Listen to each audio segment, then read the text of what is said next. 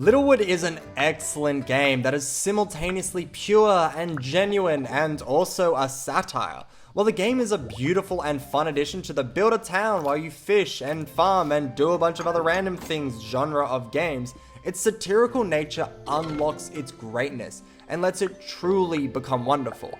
I want to talk about the game through this prism and point out some of my favorite areas where this can be seen, because once I realized that the game is doing this everywhere, it unlocked a new level of love I had and have continued to have for the game. As a game, Littlewood is fairly simple in concept. You're tasked with building yourself a little town which you can design and create. There are a bunch of activities you can do, farming, fishing, mining, things like this, which give you resources to help build the town, while also being skills that can be leveled up. There's also a bunch of characters who can move to your town as it grows, and you can improve your relationships with all of them. While simple, there's an amazing level of depth and complexity to all of these, and it means you can play this game endlessly and there'll still be a long list of things for you to do. Ultimately, it's an excellently designed game. So what does it mean to be both sincere and satirical? Well, in a word, Littlewood is metamodernist, combining the sincerity of modernism with the facetiousness of postmodernism.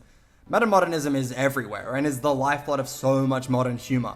A lot of memes are an example of this. They're absurd and a piss take, but are created to connect and resonate with people, often expressing a deeper truth or something emotional that the creator and even the audience may not be able to express in any other way. TV shows and movies are more and more becoming metamodernist. Take Community, a show that parodied films, TV, genres, ideas, while at the same time being genuinely innovative and honestly worked to make the sitcom format the best version of itself. Overall, metamodernism is just the idea of being sincere and satirical, either at the same time or in quick succession, in a way where this supposed juxtaposed duality isn't hypocritical, or where the existence of one doesn't lessen and diminish the existence of the other. The embrace of metamodernism has been slower in games, but Littlewood is an amazing representation of it. On top of everything I've said, Littlewood fully understands that it is a game and consistently demonstrates its self-awareness. It uses this knowledge to not only improve its story, its characters, its game design, its everything to excel in the genre it's in, but also to create a unique experience where the game breaks the genre, pulls down the veil of it being a video game to make it more enjoyable wherever it needs to. Straight away, the game starts playing with the notion of what it means to be a protagonist in a video game, by giving you the grandiose title of Savior of the World. There's no reason this game about building a town needs you to be the hero of the kingdom, but Littlewood knows that this is a game and you can be whoever, so why not make your character some great individual rather than something bland or just straight up avoiding giving your character any background at all. But in a way, aren't I a great hero who has saved the world? I'm not playing Booker DeWitt or Lara Croft or Nico Bellic or any specific person whose life I'm living in the first person. This is a character creation game, so the character I'm playing is, in part, me, the player. The game recognizes this and often talks to you, the player, through your character. I have saved the world. I have been a great hero. I have become a legend in game after game after game. So why wouldn't I have earned that title? Yeah, Littlewood gives you this moniker because it's fun, but also because you've earned it. The game takes this even further, as it will occasionally reference the choice you've made to settle down and build a town, rather than adventuring, because that's the choice you've made as a player. You could be playing a game where you have superpowers, or magic, or are fighting aliens, or saving the world, but instead you're playing Littlewood, and you wanted to play a chill game where you build a town, just like your character. These moments are so good because the self-awareness the game is showing makes the player feel like the game gets it, because the creator gets it. When playing Littlewood, I felt so aware that this game was made by a person, and this person, Sean Young, was making choices that made the game better for me. The game immediately kicks the knowing tongue-in-cheek nature up a notch by giving your character amnesia, so they don't have any knowledge of what they did, or the various characters in town who they have a relationship with. All of this is done because you, the player, have no understanding of this. Of course, this is a hacky trope, but Littlewood knows it. It also knows that so many games especially RPGs, start with you meeting a bunch of your friends and family and them in an overly expositional and completely unrealistic way, explaining who you are in relation to each other with a slice of the dynamic you have together. Hey player name, my best friend since we were just 6 years old when you moved here, this small town from the big city. After your father died and you were nervous on your first day of school, so I sat with you at lunch. You're not still upset that I embarrassed you yesterday when we did the competitive thing in front of our third friend. Don't worry, I'm sure they still like you. You being the hero of the kingdom or having amnesia on the surface aren't jokes. And the characters in the game treat these situations seriously. It's only satirical because we know that these are tropes and we know that these are being used for comedic purposes. And we know that the game is 100% in on it. This isn't to say that the game doesn't have jokes. It does. It's a legitimately funny game and the writing across the board is great. It's just that so much of the game is funny because it has everyone in the game treat everything with such sincerity. The game isn't funny for your character, it's funny for you, the player. Someone who is aware of everything that is being parodied. Someone who is aware that you are a player reading text written by a game designer who knows you, the player, knows they, the game designer, is messing around and having fun with the genre, these relationships, the plotline, the entire idea of making an indie game. Even though these characters and plot decisions are done for fun, they also make the game more enjoyable. The characters that join your town are often drawn because of your greatness, and the game leans into this so it can bring you fascinating and unique relationships, such as with Iris, a queen that comes to marry you because the marriage will lead to a powerful alliance that will lead to everlasting peace, or Tarek, a great knight who pledges his allegiance to you, an even greater knight. Both of these characters are funny, but they, and all characters, deal with deep and difficult situations that the game incredibly tactfully presents and writes, showing that just because it's humorous and having a laugh most of the time, doesn't mean it can't be poignant and tackle some real topics. And this duality is classic metamodernism. The way the game treats your character, the plot, the other characters, the world is up and down metamodernism. And recognizing this helped me, and can hopefully help you, see the utter brilliant work that the game is doing in regards to these areas. It's strange to think of game mechanics as being satirical, yet some of Littlewood's are, and not in a way to mess with the player or purely as a joke, but rather to make the game better. This is where the game and Sean show an unbelievable understanding of what makes a good game, what makes a game fun. The first major area in which you can see the game doing this is its leveling system. Straight up, it is absolutely taking the piss, and it knows it, and that's what makes it great, and I genuinely love it. Leveling is a great feeling in any game. It feels good. Leveling up skills that lead to new abilities so you can grow as a character and become stronger is really satisfying and gives you something to work towards. Having lower levels really easy to get and higher levels more of a grind is kind of a great way to give people a boost at the start and then have each reward feel more and more earned as they become fewer and farer betweener. Littlewood does all of this, and it's really good game design, and that's the sincere part of the game. However, Littlewood decides, fuck it, why not have people level up constantly for everything? The game looks you straight in the eyes and just pumps you with levels. Every skill has a level. Anything you do in the game is tied to experience. Oh, you picked up a weed, that's experience. Smelted a brick, that's experience. Talked to someone, you better believe that's experience. Oh, and you better be rolling deep with someone every day because the buddy system increases that person's relationship levels. Oh, and don't forget your free daily double experience coffee. After a good day of getting them hot XP gains, the game lets you huff it all up as it proudly celebrates all the various skills you've increased in any way, whether you leveled them up or not, often with the level increases being comically large.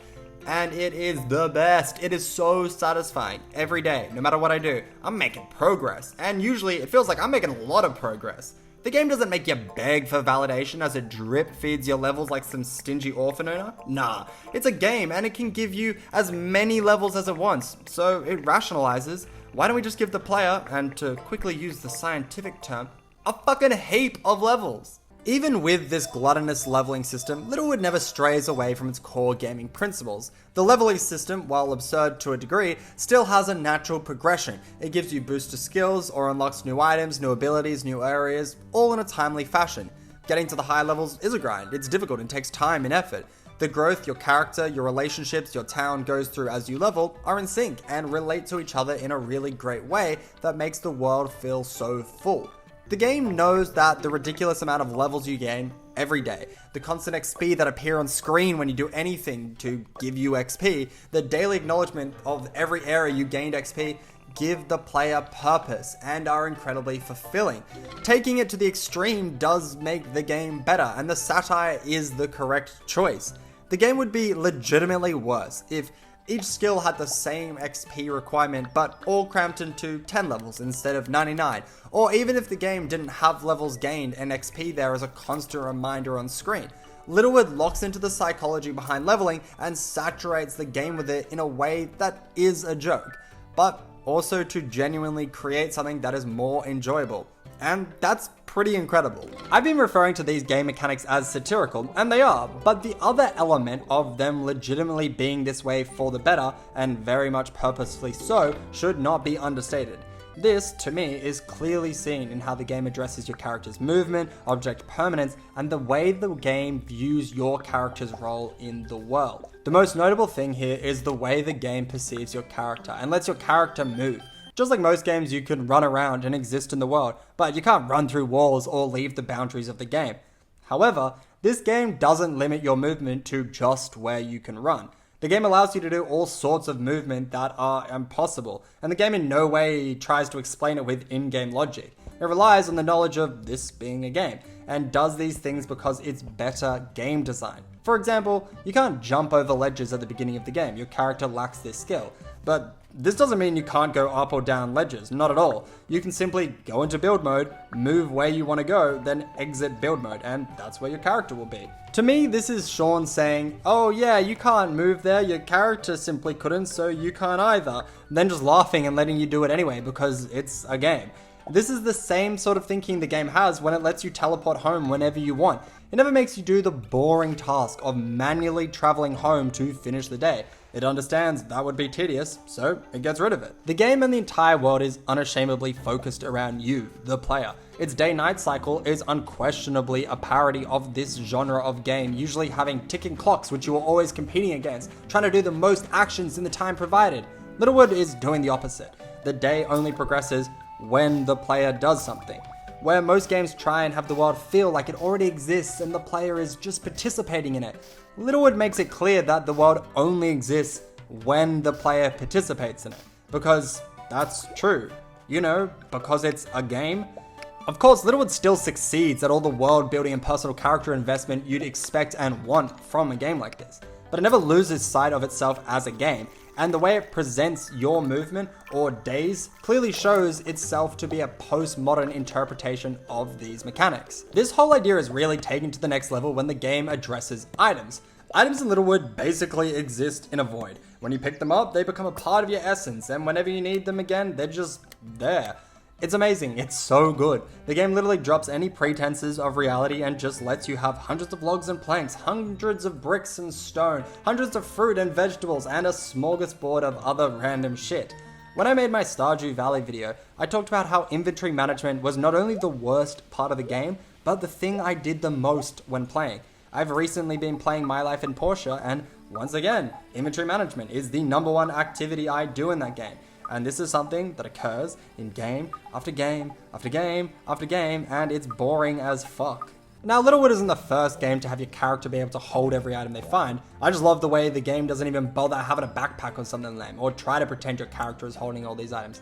No, they just exist as mystical floating assets that your character can acquire whenever they need them because of their neo-godlike powers. Do I feel any less of an accomplishment when I upgrade stuff because I just got to click the button without having to go to a chest, collect my already previously acquired items, then click the button?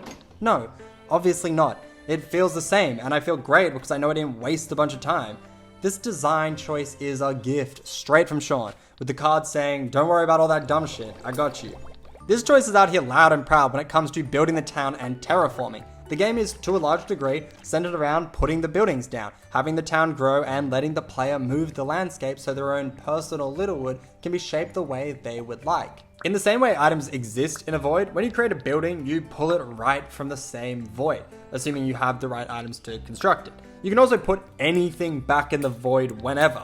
or move it as many times as you would like and place it wherever it can be physically placed. The game doesn't make the player hand-wring over the perfect placement of various buildings or structures, or pretend like you wouldn't be able to change the spot you placed a house, because in real life you can't move houses. It lets you have fun, it lets you be free. It has a facetious take on building a town in a game in that it gives the player control to do whatever they want, even if it doesn't logically make sense in the game world, and it's the right choice.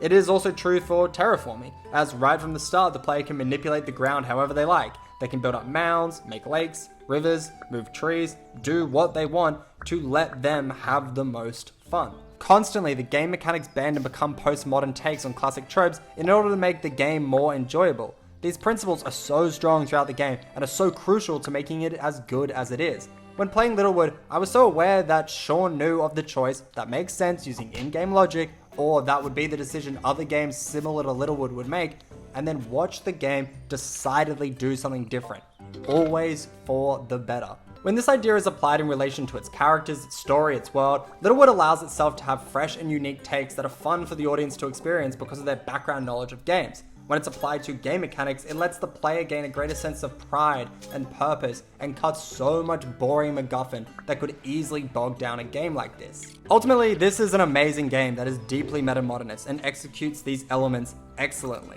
It knows how and when to be sincere, and it knows how and when to be satirical. And honestly, if more games follow Littlewood's gaming principles, then a lot of games would be a lot better.